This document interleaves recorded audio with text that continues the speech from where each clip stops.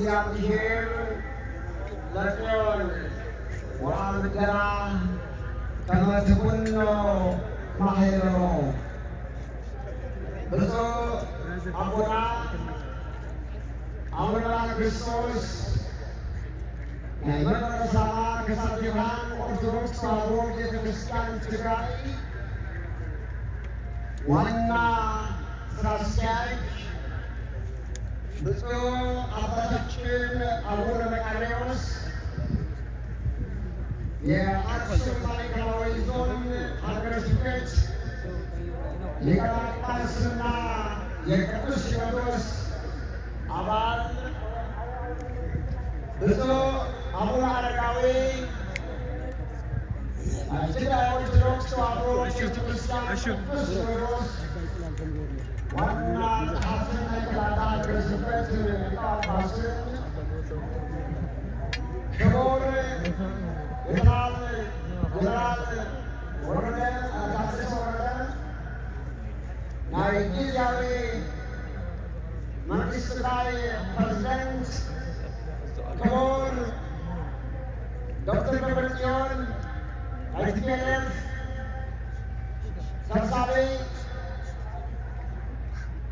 ክቡር አቶ አማኑኤል የጊዜያዊ መንግስት ትግራይ ምክትል አስተዳዳሪ የማዕከላዊ ዞን ዋና አስተዳዳሪ አቶ ሲሳይ እንዲሁም የልጅነታዊትና ታሪካዊት የሁሉም አብያተ ክርስቲያናት በሀገር ውስጥም በውጭም ላሉት እናት የሆነችው የአክሱም ጽዮን ከተማችን ከንቲባ አይተ ትጉሃይዶ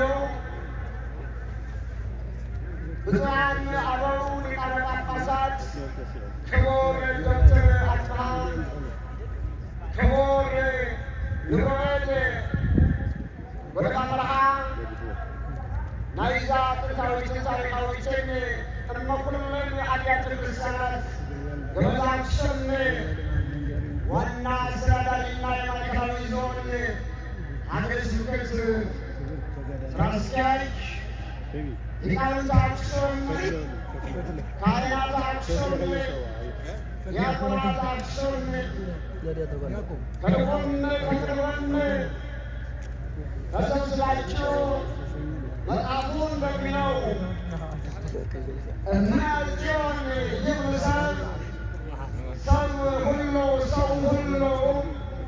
እናታችን ጽዮን ናት ይላል ተብሎ እንደተጻፈ እናታችን ጽዮን ማርያም አክሱም ናት ብላችሁ ከሩቅም ከቅርብም መጥታችሁ በዚህ ቅዱስ ስፍራ የተገኛችሁ እንዲሁም ደግሞ ቴክኖሎጂን በመጠቀም በመላው ዓለም ሆናችሁ በተለያዩ ሶሻል ሚዲያና ሚዲያዎች እየተከታተላችሁ የምትገኙ ዓለም ዙሪያ ያላችሁ ወገኖቻችን በሙሉ ከሁሉ አስቀድሜ የ2013 የነበረውን የከፋውን ዘመን አልፎ እነሆ ከጊዜ ወደ ጊዜ ወደ ተሻሻለ የሰላም ብርሃን ወደ ታየበት ደርሰን እንዲሁም ደግሞ ከዘራው ዓመት ከአምናው በተሻለ መልኩ እንዲሁም በብዛት ተገኝተን እግዚአብሔርን እንድናመልክ በቅተናልና ይህንን ዕድልና ጊዜ የሰጠን እግዚአብሔር ነውና ክብርና ምስጋና ለእሱ ይድረሰው። እንዲሁም እስመ ኀረያ እግዚአብሔር ለጽዮን ተብሎ በመጽሐፉ እንደተነገረው ምንም እንኳ ለጊዜው ለስሙ ለጽዮናዊት ኢየሩሳሌም የምትገኘው ተራራ የተነገረ ለኢየሩሳሌም የተነገረ ቢሆንም ዋና ፍጻሜው ግን የወንጌል የተሰኘችው እነሆ ከስሉስ ቅዱስ አንዱ አካል የአንዱ የእግዚአብሔር ወልድ እናት የሆነችው ጽዮን እናታችን ቅድስት ድንግል ማርያም ናትና እንዲሁ እንድንገናኝም የእሷ ጸጋ ምልጃም አልተለየንምና ለእሷም ለቅዱስ ገብርኤልና ለኤልሳቤጥ ልናመሰግናት ይገባናልና ምስጋናችን ለድንግል ጽዮን ይድረሳል። የተወደዳችሁ የእግዚአብሔር ቤተሰቦች ጊዜ አልወስድባችሁ። ዛሬ ከዚህ ተሰብስበን የተሰበሰብንባት ከተማ በዚህ በተሰበሰብንበት ከተማ እግዚአብሔርን ማምለክ የተጀመረው እንደ ሌሎቹ ክፍለ ዓለማት ዘግይቶ አይደለም። እግዚአብሔርን እውነተኛ እግዚአብሔርን ማምለክ በዚህ ቦታ የተጀመረው ከጥንት ጀምሮ እንደነበረ እንደሆነ ሌሎች መጻሕፍት ሳንጠቅስ ቅዱሱ የእግዚአብሔር ቃል መጽሐፍ ቅዱስ በጻፈልን ብቻ ተንተርሰን በቂ የሆነውን መልስ ማግኘት እንችላለን። አዎ ዛሬ እንዲሁ በአንድነት ተሰብስበን ያለንበት እንዲሁ ከተማ ማክበር የጀመርንበት የመጀመሪያዋ ጥንታዊቷ እናታችን ታሪካዊቷ እናታችን በእውነት ልዩ የሆነች እናታችን በጣም ቅዱስም ደግሞ ስሟን የጠራ በድንግል ማርያም የተወለደው ኢየሱስ ክርስቶስን ሳይቀር በቅዱስ ወንጌሉ ንግሥተ አዜብ ትነሳ የአዜዋ ንግሥት የአዜብ ንግሥት ማለት የሳባ ንግሥት የአስሟ ንግሥት እነሆ በመጨረሻው ፍርድ ጊዜ ተነስታ ይህ ትውልድ ትፋረደዋለች። ምክንያቱም እነሆ የሰሎሞንን ጥበብ ለማየት ሩቅ ሀገር መጥታለችና ብሎ ጌታችን ይወደሳል። የሁላታችን ቅድመ አያታችን የሆነች ንግሥተ ሳባ ማክዳ እንደሆነች እናውቃለን። ይህን በመጽሐፈ ነገሥት ምዕራፍ 10 ተዘግቦ የምታገኙት ታሪክ ነው። ስለዚህ በዛን ጊዜ ንግሥተ ሳባ እናታችን ዛሬ ለምናከብረው በዓል የመጀመሪያ መስራች የመጀመሪያ በር ከፋች ሆና እናገኛታለን። ለእሷ አማኝ ሆና ወደ እስራኤል ወደ ሰሎሞኑ ሄዳ አንተን የመረጠ አንተን በእስራኤል ዙፋን ያስቀመጠ አምላክህ እግዚአብሔር የተባረከ የተመሰገነ ይሁን ብላ እነሆ ስለ እግዚአብሔር የማለትነት ጥበብ የእግዚአብሔር እንደሆነ ያለ እግዚአብሔር ጥበብ ምንም ማድረግ እንደማይቻል በእግዚአብሔር ታምነን ስንሰራ ክርስትናችን እንደሚስተካከል እግዚአብሔርን መከታ አድርገን ሕዝብን ስንመራ መሪነታችን የቀና እንደሚሆን ሰላማዊ የሆነ ኑሮ መኖር እንደምንችል አረጋግጣ የመሰከረች እናታችን ስለሆነች አብስም እናታችሁ እግዚአብሔርን ማምለክ የጀመረችው ከዛ ጊዜ ከ3,000 ዓመት በላይ ሆኗታል። ክብርና ምስጋና ለእግዚአብሔር ይሁን። ስለዚህ በዛ ቀጥሎም ስናይ ዛሬ የአክሱም ሊቃውንት ሰምታችኋቸዋል። ንጉሥ ጽዮን ይትመሙ አለጠር ወይሃድላ ለሀገር ወይም ደግሞ ታቦተ ሕጉ ለእግዚአብሔር በካህናት ሕጽርት ወመንፈስ ቅዱስ ብለን ተብሎ እንደተነገረው በዚሁ ያሬዳውያን ሊቃውንት አክሱም ይህንን የዘመሩበት መነሻ አሁንም ቢሆን ውጤቱ የንግሥተ ሳባ የማክዳ ውጤት ነው። ለምን ትሉ ይሆናል? አዎ ንግሥተ ሳባ ለየወንድማ እንደሚያስረዳን ብዙ የዓለም ጸሐፊያንም እንደሚመዘግቡልን ንግሥተ ሳባ ማክዳ ወደ እስራኤል ተጉዛ በእግዚአብሔር ፈቃድ ድንግል የነበረችው በእግዚአብሔር ፈቃድ እግዚአብሔር ያቀነባበረው ስለነበረ ከሰሎሞን ልጅ ወልዳ ወደዚች እንደተመለሰች ሁላችን እናውቃለን። በዚያ ምክንያትም እንደገና ቀጥለን ሕገ ልቡና ወደ ሕገ ብሉይ ወደ ሕገ ብሉይ ማለት ወደ ኦሪቱ ሥርዓት ወይ ደግሞ በእግዚአብሔር ለእስራኤል በጁዳይዝም እምነት እንድንጸና አንድ እግዚአብሔር እንድናመልክ የሆነውን ለዚህ ከ800 ዓመታት በላይ አብስን ኤልሻዳይ የሆነውን አዶናይ የሆነውን እግዚአብሔር ስታመልክ ቆይታለች። አዎ ከዛ በመቀጠልም አልቆመችም። አብስም እሱ በነቢያት የተነገረው በነቢያት ያናገረው ለድኅነተ ዓለም ወደዚች ምድር የወረደው ከድንግል እመቤታችን ማርያም የተወለደው አልፋና ኦሜጋ የሆነው ኢየሱስ ክርስቶስ ከብርክት እናታችን ድንግል ማርያም በተወለደ ጊዜም አክሱማውያን ቤተልሔም ተገኝተው እነሆ ስጦታቸውን አቅርበዋል። እሱ ብቻም አይደለም።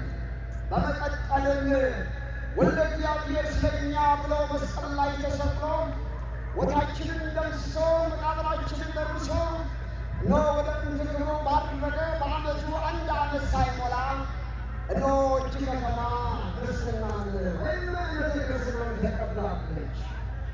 አዎ ይህ መጽሐፍ ቅዱስ ነው። ይህም በሐዋርያት ሥራ ምዕራፍ 8 26 ጀምሮ ስታዩት ባቆስ የተሰኘው ኢየሩሳሌም ሰግዶ ጋዛ ላይ ሲገናኝ ከፊልጶስ ወነዋ ማይመኑ ይከላል ተጠምቆ ያለው አክሱማዊ ሊቅ ነው። ምን አለ? እነሆ እንግዲያማ ውሃ ከዚህ አለ እንዳልጠመቅ የሚከለክለኝ ምንድን ነው ብሎ ሲናገር ማድረግ ያለብህ ከሱ ከነገረው ኢየሱስ ክርስቶስ መሲህ የእግዚአብሔር አብ ልጅ እንደሆነ አምናለሁ ብሎ ተጠምቆ ወደዚች ከተማ መጥቶ በ34 ዓመተ ምህረት አክሱም የተባረከ በዓመቱ ክርስትናን ወይም ደግሞ ጥምቀተ ክርስትናን ተቀብላለች። ሊቃውንቶቻችን ብዙ ጸሐፊያን ሊቃውንት እንዳሉት እና አውሳኒዮስ የመሳሰሉ ሊቃውንት እንዳሉት ለአክሱማውያን ወይም ለዘመኑ እንዳሁኑ አጠራር ለኢትዮጵያውያን ሌላ ሐዋርያ አልተላከላቸውም። የመጀመሪያ ሐዋርያቸው ማርቆስ ነበረ ብሎ ነው የመሰከረ። ስለዚህ ከዛ ጊዜ በሐዲስ ኪዳን ቀጥሎም ነገሩን አሳጥረውና ቀጥሎም በ4ኛው መቶ ክፍለ ዘመን በ330 ገደማ እነሆ ኢላማ ሳይቀና በነበረበት ጊዜ በፍሬማኖስ ከዚህ ካደገው በሱ ምክንያት ቀደም ብሎ ክርስትናን ቀደም ብሎ የቴዎሎጂ እውቀት የነበረው በሚገባ የተማረ ወጣት ስለነበረ ሁሉን አይቶ ጥምቀተ ክርስትና ከነምሩ ሰክረመንት ሙሉ ምስጢራት መምጣት አለበት ተብሎ ከነገሥታቱ ተናግሮ ወደ ግብፅ ወርዶ ከቅዱስ አትናቴዎስ ነው የሊቀ ጵጵስና ማዕረግ ተቀብሎ ደግሞ በ4ኛው መቶ ክፍለ ዘመን ደግሞ አክሱም ኦፊሻሌ የክርስቲያን ነሽኩና ወይም ደግሞ የክርስቲያን ማዕከል ወይም ደግሞ የክርስቲያን ደሴት ሀገር ተብላ የተጠራችበት እናስታውሳለን። ስለዚህ ከዛን ጊዜ ጀምሮ አክሱም ይህንን የመሰለ እምነት ያላት ከተማ ነው ያላችሁና እንኳን ደስ አላችሁ፣ እንኳን ወደ እናታችሁ ወደ በሰላም መጣችሁ። እንግዲህ አሳሳቸው የተወደዳችሁ እግዚአብሔር ቤተሰቦች ዛሬ በትግርኛ አባታችን ብዙ አስተምረዋል። አስተርጓሚው በመጠኑ ምናልባት ዶክተሮች ያሉ ባይወጡም በውጭ የሚከታተሉ አሳልፎ በመጠኑ እየተከታተሉ ይሆናል።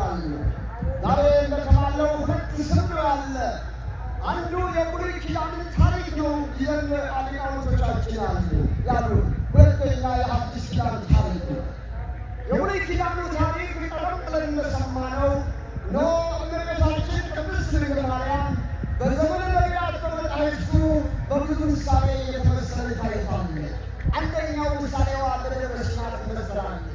ሁለተኛው ምሳሌዋ በደብረ ጽዮን በጽዮን ተራራ ትመሰል ነበረ። ሦስተኛው ደግሞ በታቦተ ሙሴ ወይ ደግሞ በጽላተ ሙሴ። ሦስቱ የድንግል ማርያም ምሳሌዎች ነበሩ። ጽዮን እንዴት ትመሰላለች ካላችሁ፣ ጽዮን ማለት የእግዚአብሔር ከተማ ናት። ጽዮን ማለት የእግዚአብሔር ማደሪያ ናት። ዳዊት እንዳለው እስመ ኀረያ እግዚአብሔር ለጽዮን፣ እግዚአብሔር ጽዮንን መርጧታልና ከመዝሙርነ ማኅደሮ ማደሪያው ትሆነው ዘንድ እሱን ጽዮን እግዚአብሔር መርጧል እንደተባለ እነሆ አመናዊ ጽዮን ደግሞ የእሱ ማደሪያ ትሆን ከሴቶች ሁሉ ተለይታ እንከን ያልተገኘላት ቡርክት ዘር ድንግል ማርያም ለዛች ኦሪታዊት አማናዊት ምሳሌዋ ጽዮን ድንግል ማርያም ናት። ምክንያቱም ከጽዮን ድንግል ማርያም የእግዚአብሔር አብ የባሕርይ ልጅ ኢየሱስ ክርስቶስ ተወልደዋልና። ሁለተኛ ሲና ምሳሌዋ ናት። በሲና የወረደው ምንድን ነው? በሲና የወረደው ነበልባል ድምፅና እሳት ጢስ ነው የወረደው። ያ ቃል ነው የተሰማው። እንግዲያ አማናዊት ደብረ ሲና ድንግል ማርያም ደግሞ ያ ቃል መጀመሪያ ነበር፣ ያ ቃል በእግዚአብሔር ነበር፣ ያ ቃል እግዚአብሔር ነው የተባለውን አማናዊ ወልደ እግዚአብሔር ቃለ እግዚአብሔር ኢየሱስ ክርስቶስ በመውለዷ እነሆ ይህንን በሱ ትመስላለች። ስለዚህ ታቦተ ጽዮንን መስለውና እንኳን በሰላም መጣችሁ እያልኩኝ አንድ ነገር ማስታወሳችሁ ነገር አለ። አዎ ገጠመናል። አዎ ብዙ ሰው ተሰብስበዋል። አዎ ፊታችን በራ ብለዋል። እውነት ልንገራችሁ፣ ነገር ግን እንደዚህ እምነት በብዙዎቻችን ላያችን ማማሩ እግዚአብሔር ይመስገን። ነገር ግን ትግራይ ይህን በዓል ስታከብር ደግሞ ከዚህ ከተሰበሰብነው በላይ ሚሊዮንስ በሚሊዮን የሚቆጠር ዜጋችን ግን አሁንም ቢሆን በረሃብ ላይ የተቆላ ነው። አሁንም ቢሆን የጥይት ድምፅ ነው የጠፋ እንጂ አሁንም በየተላውና በየሸንተሩ አሁንም ዜጎቻችን በሚሊዮን የሚቆጠሩ አደጋ ውስጥ ነው ያሉ። አሁንም እናቶቻችን፣ ሕፃናቶቻችን ያለ ምግብና ያለ መጠለያ በችግር ውስጥ ነው እየማቀቁ ያለው። የፕሪቶሪያ ውል ቢፈራረሙም እነሆ የተፈራረሙት የኢትዮጵያ መንግስትም ሆነ ከእሱ ጋር የፈረመው ትኬት ወይ ደግሞ አሁን ሁላችን የትግራይ ክልላዊ መንግስት በአግባቡና በጊዜው ሳይፈጽሙ በመቅረታቸው ከዚህ የበለጠው ሕዝባችን ግን የሚላስና የሚቀመስ አጥቶ እንባውን መስል ውሃ እየፈሰሰ እንባው አጥቶ ደም እያነባ ደም አልቆ መግል ቋጥሮ እናቶቻችን በችግር እንዳሉ ልናስታውሳቸው ይገባል። ስለዚህ የመጨረሻ መልእክቴ በዓለም ሁሉ ያላችሁ ከዚህም ያላችሁ ለዚህ ሕዝብ ለትግራይ ሕዝብ በመከራና በውስጥ ላለው ሕዝብ ሁላቸውም የሰላም አምባሳደሮች ናቸው ልትሆኑ ሁላቸውም በመንግስት በኢትዮጵያ መንግስትም ሆነ ከእሱ ጋር በፈረመው ህዝቡ ወደ ቀዬው ወደ ርስቱ ወደ ጉልቱ ወደ ንብረቱ እንዲመለስ ሁላችሁም ለ2013 ድምፃችሁ ሳይዘጋ ሁላችሁም በየአደባባዩ ህዝቡ ወደ ጥንቱ ወደ ክብሩ ይመለስ ብላችሁ